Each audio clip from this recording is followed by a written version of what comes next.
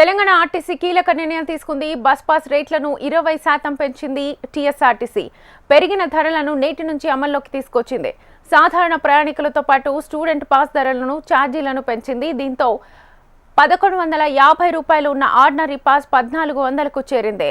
1300 ఉన్న metro express pass 1600కు చేరింది. 1450 ఉన్న మెట్రో డీలక్స్ పాస్ 1800 అయింది. కాగా హైదరాబాద్ రీజియన్లోని greater Hyderabad city ordinary, express, deluxe, green metro AC pass ధరలను పెంచినట్లుగా తెలుస్తోంది.